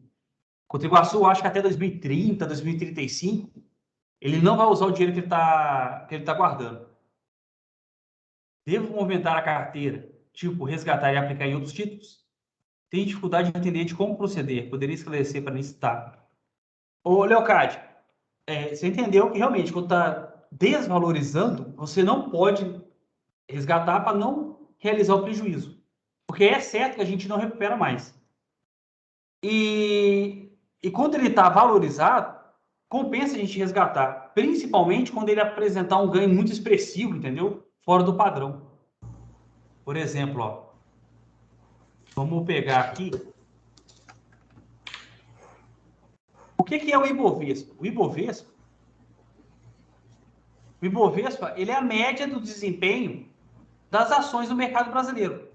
Então, teoricamente, aliás, para você analisar se um fundo de ações está rendendo bem ou não, vê se ele está acompanhando pelo menos o Ibovespa. Se ele está acompanhando o Ibovespa, ele está rendendo igual a média das outras ações do mercado.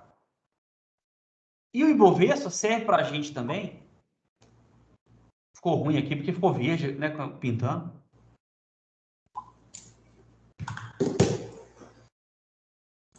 Não dá nada, não, mas tá. Então, o de amarelo é minha referência, Ibovespa. E o Ibovespa vai servir para a gente como referência. Como assim?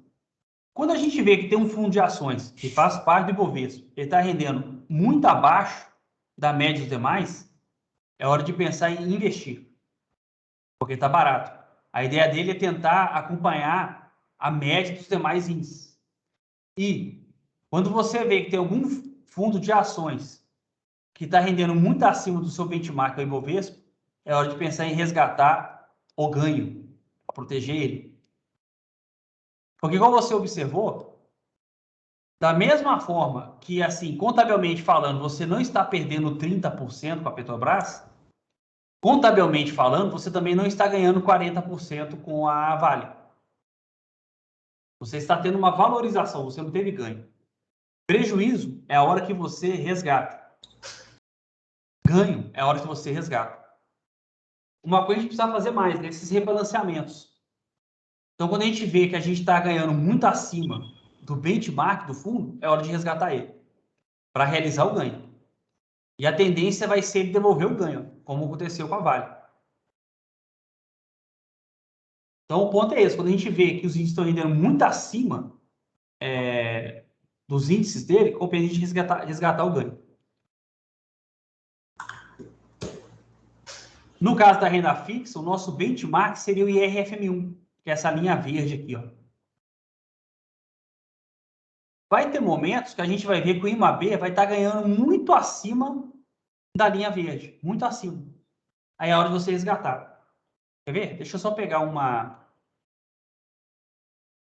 apresentação que eu tenho dos meus cursos de CPA 10 e CGE PPS. Quer ver?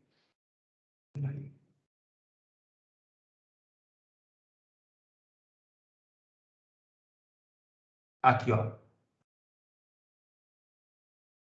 De 2017 até 2018. O que eu quero que vocês observem aqui? A minha referência é a linha verde. É o benchmark. Vai ser a linha verde, que é o IRFM1.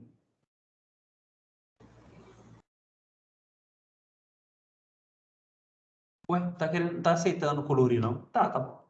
É a linha verde. Ô, cara. Aí, ó, observa que a hora que os índices estão ganhando muito acima do IRFM1, eles desabam. Tá vendo que eles desabam quando ele está ganhando muito acima? Essa é a hora de você resgatar o ganho para proteger ele. Olha lá, ó, de novo, ó. Os índices IMAB rachando de ganhar em relação ao índice IRFM1. A linha verde é o que o mercado está pagando de juros racionais. Se você está rachando de ganhar dinheiro em relação a esses juros racionais, isso aqui é irracional. Isso aqui vai corrigir essa distorção, por isso você tem essas devoluções. Então, sempre que você rachar de ganhar, pode pensar em resgatar para proteger ganho. Leocádia, vai acontecer, por exemplo, às vezes você resgatou aqui para proteger ganho. Beleza. Aí passou um mês, você viu que se não tivesse resgatado, você ia estar ganhando mais ainda. Esquece isso. Esquece isso, porque você vai ficar todo dia olhando isso, até chegar naquele momento, tipo assim, ah, beleza. Ainda bem que eu resgatei aqui, ó. Porque a hora que chegou aqui, se eu não tivesse feito o resgate, eu ia estar assumindo perda. E como a gente fica nessa indefinição, tá? Mas será que o índice não vai continuar dando positivo? Né? Porque às vezes é besteira eu resgatar aqui e ele vai continuar dando positivo. Então, como a gente tem essa dúvida, faz o seguinte: resgata só rentabilidade, só ganho. Continua deixando o capital investido aqui, ó. Você pelo menos protegeu o ganho. Quer ver um exemplo? Eu não sei se Sinop está aí. Sinop, acabou de fazer um resgate de 3 milhões de reais de ganho com os BDRs. 3 milhões de reais. O ganho que eles tiveram com o BDR. O BDR vai continuar rendendo mais? Pode ser que sim. Pode ser que sim. A tendência, na verdade, é ele cair. Porque é o tanto que ele já subiu. Eles estão ganhando 3 milhões e 200 mil. Nós tiramos 3 milhões, resgatou esse ganho, né? E o capital continua investindo. Caso o BDR desabe, ótimo. Vai desabar só o capital, que está investido desde aqui, ó. Mas o que eu ganhei de 3 milhões de reais, eu já protegi ele, vou aplicar aqui no IRFM1. E esperar o mercado desabar, para ir lá e aplicar esses 3 milhões nesses índices. Não sei se o Danilo do Sinop está aí, ó, para até falar que o Sinop fez esse resgate, né? Para proteger ganho.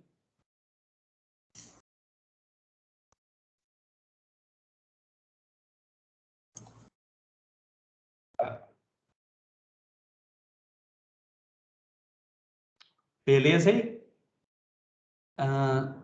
Serra Menezes de Oliveira. Bom dia, meu nome é Rodrigo, sou assessor do IPM de São Francisco do Conde, Bahia. Em minha diretoria, gostaria de ver a possibilidade de uma reunião com você, Igor e Dobrando, possível quanto antes. Eles estavam em outra reunião hoje. Não, beleza, a gente pode ver isso depois, sim. Fazer uma reunião para falar sobre esse Eu falei com ele aí também, Igor, que a gente está fazendo essas reuniões todo mês, né? E está ficando gravado. Mas a gente marca lá com a Eleonor, lá é a diretora do IPM lá de São Francisco da Bahia. A gente pode marcar também depois com ela. Mas eu vou disponibilizar, assim que tiver já disponível aí para o link gravado no YouTube, a gente manda para eles também. Entendi. Para o ano que vem, compensa a gente estar fazendo esses rebalanceamentos para proteger ganho. Porque é o seguinte, não tem tudo que nós estamos vendo aí esse ano? Então, vai se repetir o ano que vem, e ano que vem tem mais um aditivo que é a eleição. E a eleição, ó o efeito que a inflação, a eleição causa. Vocês estão vendo minha tela, né?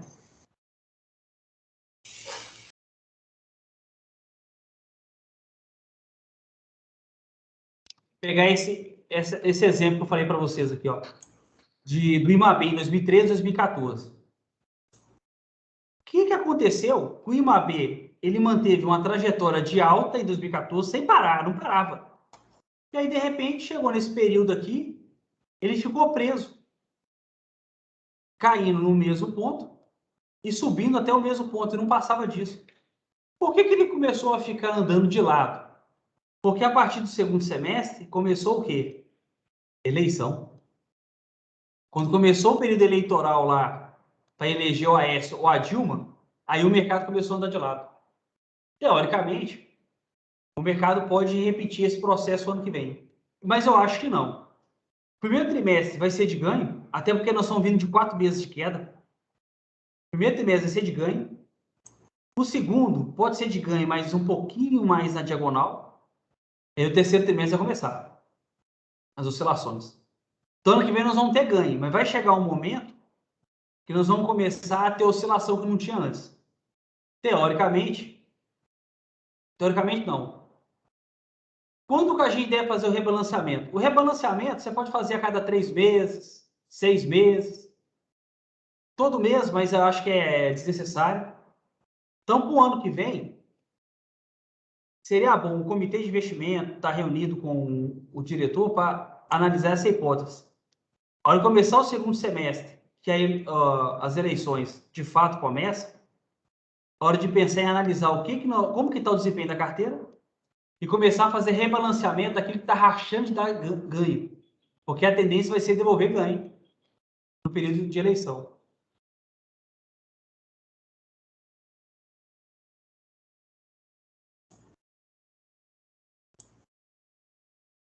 Como como o Sinop fez aí, né? Protegeu 3 milhões de reais dos BDRs, né? Mas você acha que vai cair? Eu não sei, cara. Se eu soubesse, eu estava trabalhando, eu ia pegar meu dinheiro e ganhar com juros. Como eu não sei o que passa na cabeça desse povo, né? Cada um dos caras fala uma coisa. Como vocês viram, Paulo Guedes, ele até brigava, cara, ele dispunha em relação a proteger o teto de gasto. A única hora que ele ia no Congresso para dialogar era para tentar fazer com que o Congresso falasse a mesma língua que ele, que era a questão de respeitar o teto de gasto. O próprio Paulo Guedes já começou a mudar o discurso, porque ele viu que assim, essa questão de respeitar o teto de gasto para o ano que vem vai por água abaixo. Outro problema, que é a questão da PEC dos precatórios. Né? Os precatórios estão incomodando faz 3 meses. A Câmara já aprovou, permitindo com que o Congresso, com que o governo parcele em 10 anos essa dívida que vai vencer o ano que vem. Falta o Senado agora. Dependendo dos rumos do Senado, pode ser que a Bolsa, semana que vem, ela continue andando de lado.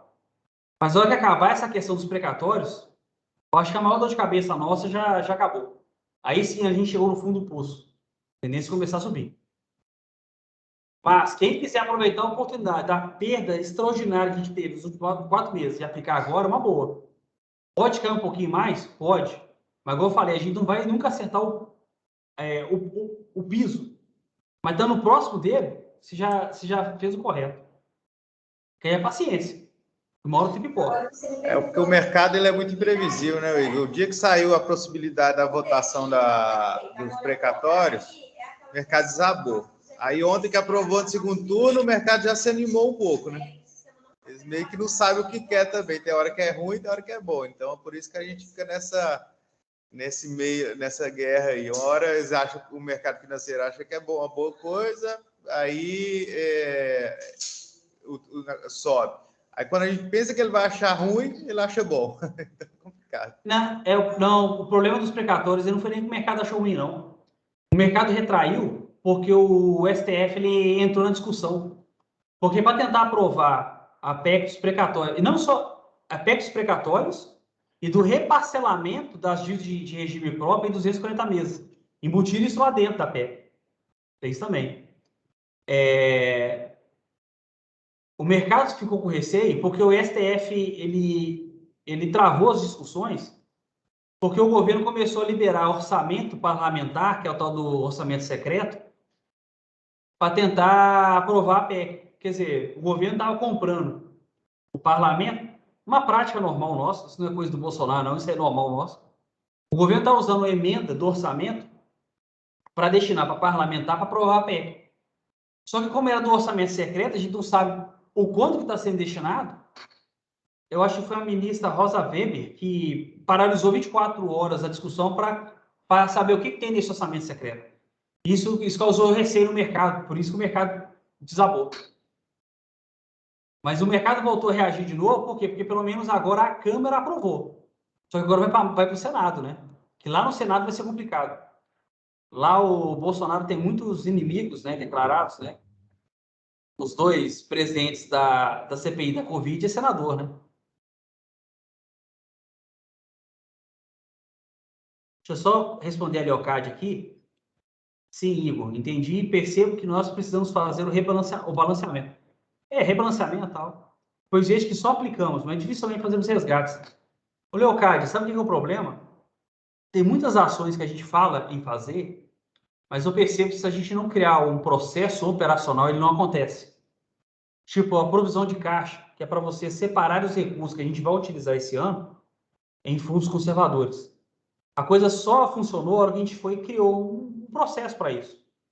Lembrando que a provisão de caixa não é obrigatória. O rebalanceamento também, a gente precisa criar um processo operacional disso para a gente estar sempre fazendo rebalanceamento. A gente chegou a fazer em 2018, 2019, mandando para vocês relatórios, né? Mandando parecer, recomendando resgatar, quanto resgatar, de quais fundos. O problema é que esse excesso de mudança, CPI da Covid, e a gente discutindo cada vez mais assunto, não agrega nada, está fazendo a gente se afastar de ações como essa. E você viu a importância que vai ser. Você acabou de ver que quem aplicou na Vale esse ano chegou a estar ganhando 40% e não rebalanceou, não protegeu o ganho, não fez diferença nenhuma ele estar aplicando na Vale ou não está aplicando. Se o seu regime próprio não aplica na Vale e o outro aplica, ele não salvou aquele ganho de 40%, não faz diferença nenhuma em vocês dois. Aliás, faz diferença. Você não está amargando a perda que hoje ele está perdendo com 18% com a Vale. sendo que há 3 meses atrás estava ganhando 40%. Então, em 3 meses, a perda dele é de 58%. Poderia ter evitado isso rebalanceando, fazendo rebalanceamento. A gente tem que tentar forçar o rebalanceamento mesmo. É o caminho. Não tem outra forma de a gente proteger ganho, né? Beleza aí, pessoal? Alguém quer fazer mais uma ponderação aí? Perguntar alguma coisa?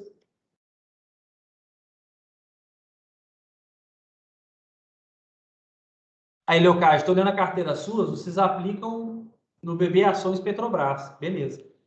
Não aplica em ações Vale. Se estivesse aplicando, a gente estaria chorando hoje essa perda de 20%, sendo que poderia estar com 40% de ganho. Olha que maravilha. É o que Sinop fez. Ele está protegendo 30% de ganho. Pode ser que ele está fazendo besteira, pode ser que ele vai atingir 40%, mas não arrisca não. Já está ganhando 30%. Nem a poupança está rendendo 2% em um ano. Não arrisca não, 30% é muito. Tira isso daí e vamos ser felizes.